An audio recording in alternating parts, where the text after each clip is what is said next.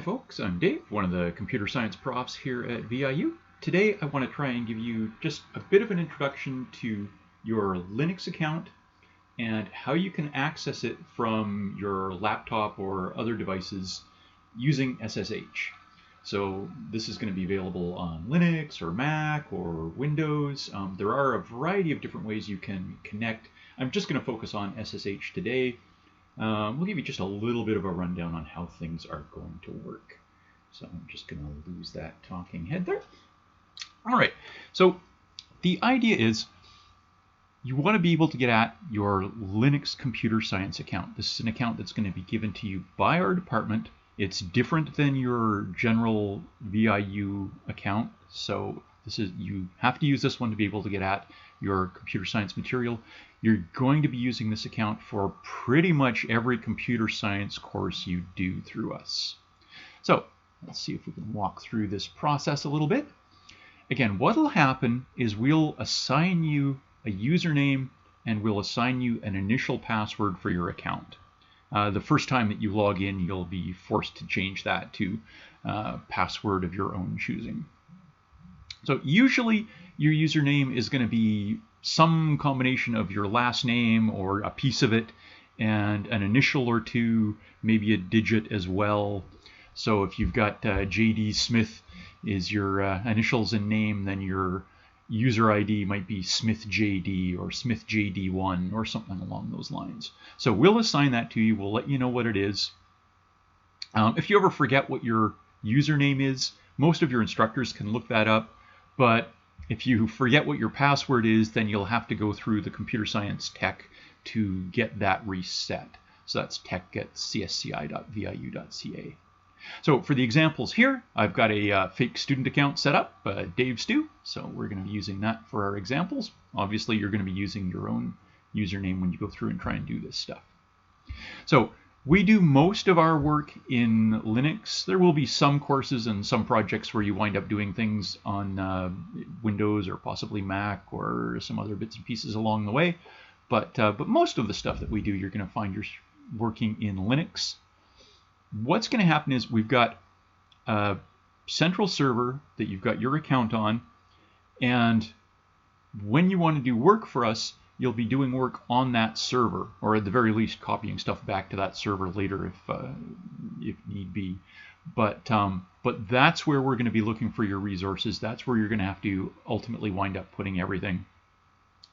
Now, you can connect to that server and work on it from your laptop or from your phone or from other devices. It's actually pretty straightforward to connect and to work on these things. We're going to be using SSH as our example for connecting. That's free. It's very low bandwidth, so it's not something that you're not something that's going to require a high-end device to run.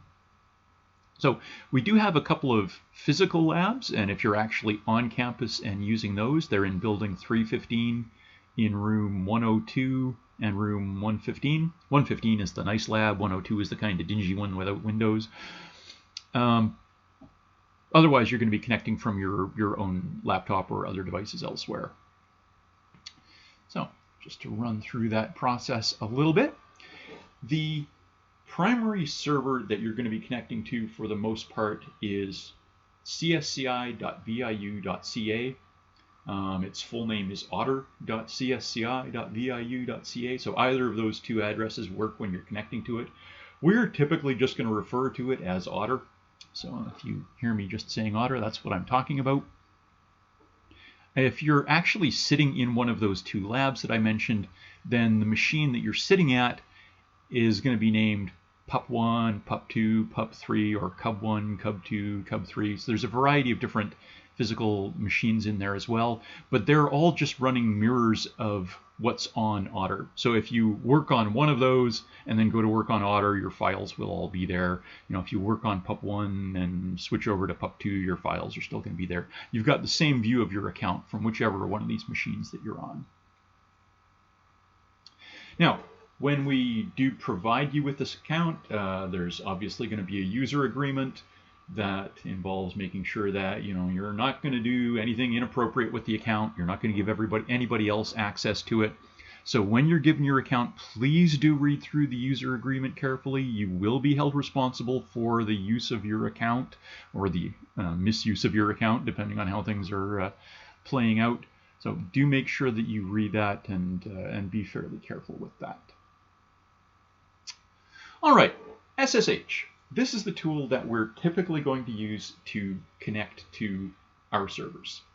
So if you've got a machine that's running Linux, or if you're on a Mac right now, then you already have SSH actually.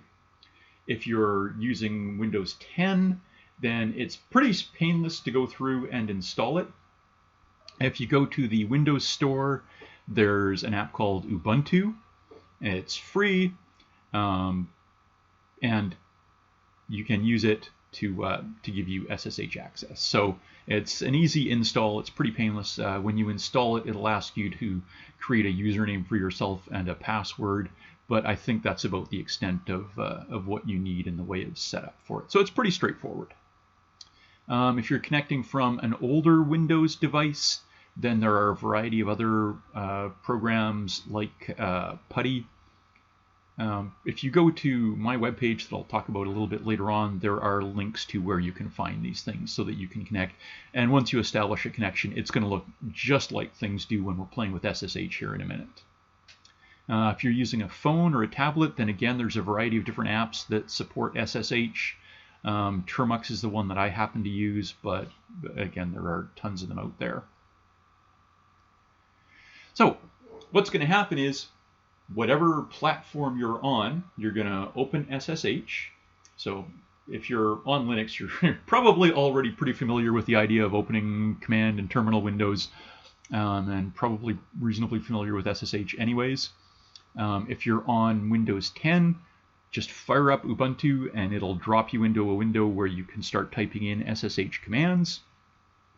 If you're on Mac, if you look in the Applications Utilities menu, you'll find a terminal there. Open that and you can run SSH commands. So you're going to be opening a command window that you can type commands in one of those three ways, either opening a terminal window in Linux or running Ubuntu in Windows 10, which is going to open a terminal window, or running your terminal commands through, or actually I think it's actually called terminal in Mac under Applications and Utilities. That might be a typo. However, so yeah, I suspect on Mac you're going to go to Applications, Utilities, Terminal, and fire that up, and it'll open a command window that we can start typing commands in. So first question is, in a modern day and age, why on earth am I actually typing commands in and not using a nice GUI where I can point and click and drag things around? Well, the thing is, fairly shortly in your computer science career, you're going to start writing programs where you're writing software that's issuing commands to the operating system that you're on. And when you get to that point, you actually need to know what those written commands are. So what we're going to do now is start getting you fluent in that by having you use the command line interface for pretty much everything that you're doing on Linux for the first couple of years that you're here.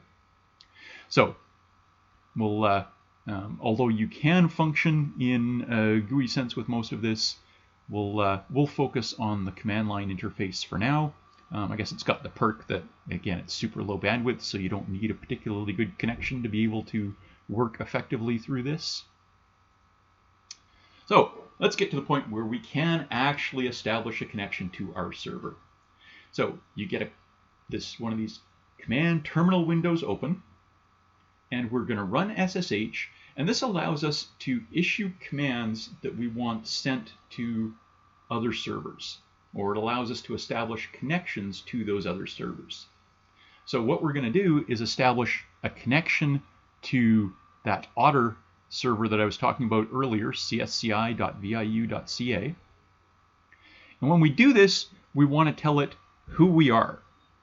So you're going to provide an option here that basically says, this is the login ID that I want to use, the username that I want to use when I connect. So the username that you stick in here has to be the one that we've given you. So Smith JD or whatever it happens to be. So it's SSH-L. That's a lowercase l there. That's not an I or a 1. So SSH-L, your username, and then the thing you want to connect to. So when you do this, it's going to prompt you to pass in a password. You're going to type it in. When you're typing, you're not going to see anything happen as you type in your password. Keep going anyways, and eventually hit return when you're done. I think the first time through, it'll ask you to change your password because you're going to be logging in with one that we assigned, and that's not terribly secure. So the first time you're logging in, make sure you're ready to come up with a new password. And of course, it'll ask you to enter it twice to confirm it. So let's just take a look at what that might look like. So here I've got an Ubuntu window open. So I'm sitting on my Windows laptop, and I want to try and use SSH to connect. So SSH-L, and I'm going to specify who I want to sign in as. And so I'm going to use this LFACO student account that I got them to set up for me on Otter. And so I want to sign in as Dave Stu, and again, that's a -L. And the machine I'm trying to connect to is csci.viu.ca. And after a moment or two, it'll ask me for a password, and I can remember what password I set up for this. Cross your fingers. Hey, woo!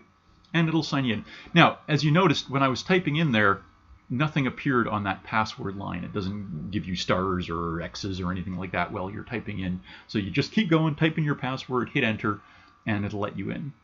It'll give you kind of a little summary of the machine that you signed into. It'll give you a little blurb about the beastie itself. So disclaimers, there might be a message of the day that pops up as well. If you've got mail sitting there waiting, it might give you a message along those lines as well. And it'll tell you when you last connected. So once you're in, it just sits here and blinks at you. So now that I'm connected, you'll notice that it's telling me, okay, this is who you are, this is the machine that you're connected to, and it's just sitting there waiting for me to type in a command. And the way Linux is going to work is I type in a command, I hit enter, and it attempts to do it. If nothing goes wrong, then it simply gives me another prompt and waits for me to issue another command. So it takes this kind of no news is good news approach, where if it doesn't complain, then you can kind of assume that the command probably worked. But we'll get into that a little bit more in a moment. So once we're in, let's talk a little bit about the file system.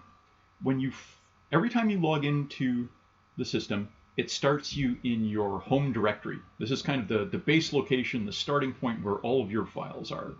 And so you can have a whole collection of files and folders in your account. They're all located somewhere inside this home directory. So in the beginning, it might be pretty much empty. I don't think there's usually much in the way of default files and folders they start you off with. But of course, over the course of time, you're going to be adding all sorts of stuff in there based on your coursework and other things that you wind up doing. So again, when you first sign in, you're starting off in your home directory. Again, if you're coming from a kind of folders background, a directory and a folder are more or less the same idea. It gives you this kind of strange command prompt where it's just sitting there waiting for you. And again, when you type in a command, if it just gives you another prompt, then you can pretty much assume that it thinks at least that it carried out the command successfully. So in terms of looking around, there's a command called ls that will list the files in whatever directory you happen to be sitting in right now. So if we take a look at our example there, our little sign in, if we type in ls, what have we got there? We've got one folder there. Oh, I actually created this in another video example that I was going through and doing. So it might be the case that when you type in ls, you don't see anything because there's nothing created yet. Now, in fact, ls just lists kind of the common files and folders, if you like. There are also hidden files and hidden folders that are kind of system stuff. If you ever want to see what's there in terms of the hidden files as well, there's a -A option for ls, so standing for all. So if I want to show all the files, it'll show me the hidden ones as well. So there's a whole bunch of other kind of administrative stuff that's tucked away in there. And you can see the csci 330. And as you can see in this particular case, it's gone through and color-coded them based on which ones are directories and which ones are just plain old files. So if it's a directory, it's in blue in this particular case. And if it's just a regular old file, it's in white. All right, so we can go through, we can take a look around. I guess in all likelihood, what we would like to be able to do is to start creating new files and creating new folders. So let's say I want to create a new folder. I want to create a folder for all of my CSCI 160 stuff. I'm enrolled in CSCI 160. I want to, oops. How about we actually use the right command? So mkdir stands for make directory. So mkdir CSCI, I guess that command not found is a good example of the sort of error message you get when you happen to make a typo or type in an invalid command. However, so I'm going to create a directory named CSCI 160. Right, so this is just to hold stuff for that course. Maybe I want to go through and I'm also in, I don't know, maybe I'm in CSCI 112 as well. And I decide I'm going to create a directory for CSCI 112. So now if I type in an ls, I'll see those as well. Right, so I see all the different directories that I've got. If I want to take a look at what's inside them, I can type in ls and I can say, here's something I want you to look inside. So I want to look inside CSCI 160. And at the moment, there's nothing there because I haven't put anything in it yet. If we actually happen to try that with that CSCI 330, I think I did create something in that earlier. So yeah, sure enough, there's a lab 1 inside that. So you can use ls to show what's inside your current directory or what's inside some other directory that you tell it to look at. So if we want to actually go into one of these things, you can use cd. So cd stands for change directory and just where you want to go into. So I want to go into 160. And if I take a look around, there's nothing here. Well, I haven't created anything yet. So maybe I decide I'm going to create a directory for practice stuff. So I create a directory inside my 160 directory for just work I want to practice on. Right? So you can go through and create these directories, and you can use cd to move into them. Now, there are a couple of variations if I want to go back up one layer. So if you take a look at the prompt here, the prompt is going through and telling me what directory I'm in. The tilde stands for my home directory where I started. Then it said, okay, right now I'm in my CSCI 160 directory inside my home directory, and inside that I'm in my practice directory. So I'm in practice in 160 in my home directory. So you can see where you are. If I want to go back up one layer, so if I want to go back up to the parent directory, if you like, of where I am right now, the ... is shorthand for essentially up one, the parent. So now you can see I'm in my CSCI 160 directory. Or if I go up one more, now I'm in my home directory. Right? If we do our ls, we can see we're back there. You can give it paths, so I can say, okay, I want to go into my CSCI 160/practice. Right? So you can start using your cd to navigate around. If you type in just cd by itself, it assumes you want to go home, and it takes you straight back to your home directory. So you've got some options now to go through and navigate around your system, see what's there. Maybe we want to be able to actually create a file. So I'm going to use a really quick cheesy editor here. Let's go back to our practice directory there, and let's create a file inside that. Oops. I can't type. Okay, so I go back into my CSCI 160 practice directory, and now I'm going to use an editor to create just a plain old file. So call it whatever you like. I'm going to use my... So Pico is one of the editors. So we'll create a file name. So let's say my practice file. You don't have to give things extensions in Linux. You can if you want. So the assumption is pretty much these are just plain old text files. So just type in whatever it is you want to add in here. So I'm just adding stuff to my file. And Pico, pretty basic editor. You're probably going to want to learn something better fairly soon. But if you take a look down at the bottom of the screen, you'll see it's got hints on what the commands are to do things with the editor. So instead of saying save, it actually says write out. So this caret and the O means if you hold the control key and hit O, it'll save your file. Now it asks you to confirm what file you're saving it in, right? So I do want to save it in my practice file. So I just hit enter, and it tells me down here that it wrote these 7 lines of text to my file. And if I ever want to quit, it's Control X to get out. And I'm back at the main screen.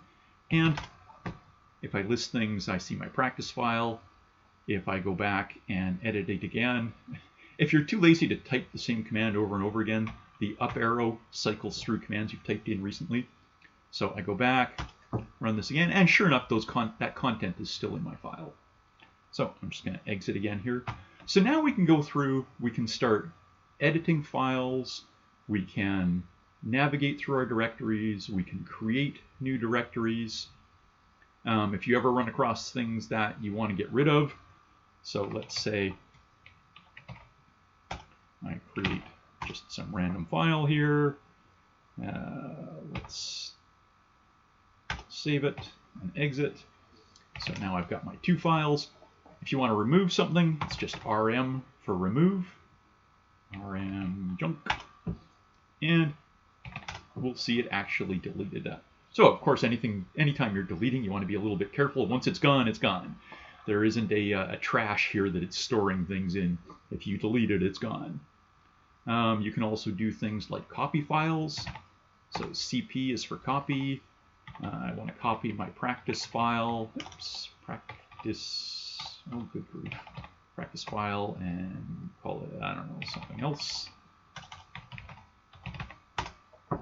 And if we take a look around, and if we take a look in something else, hopefully it should look pretty much the same as the original.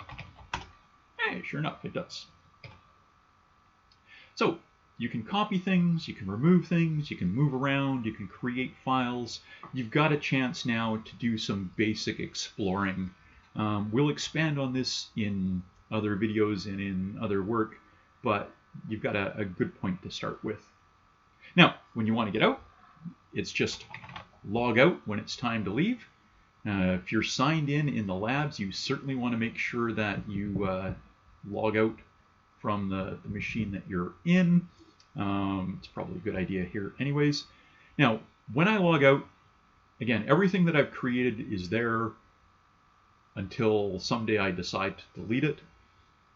So if I log back in tomorrow or the next day or next week or next month, all of the files and directories and things that I've created are still going to be sitting there. So we should be in pretty good shape. I think that what we've done here, whoops, pretty much goes through the steps that are in the rest of these slides. Right, we went through, we saw our starting point, we took a look around our directories with ls, we used Pico to create a file, Control O to save, Control X to exit. We practiced with creating new directories, with removing a directory. Oh, I didn't practice renaming something. If you want to rename something, it's MV for move, the old name and the new name you want to give it, so that just changes the name of something. And you can also use that to move it from one directory into another if you want to. So you can move something from one place to another. CD we practiced with, right? Go into a directory, or the ... to go up, or the CD by itself to just go home. We mentioned that you don't need to provide extensions. We quite often do. You'll often use an extension on a file to indicate what type of content is in it. So for programs that are C++ code, we might use .cpp. If it's just regular old C code, we might use .c. For shell scripts, it might be .sh, etc., etc., etc. Or you might see the usual .txts and that kind of thing. Do remember to log out. Other than that, I would say feel free to explore. There are some limits on how much disk space you've got and how much CPU time any one process is allowed to use. But within the limits of your user agreement, feel free to practice with this, get some familiarity. Obviously explore a bit with Linux, find out what you can do and what can help you as you're going through working on your various projects and things. So, hope to see you again soon. We'll leave it there.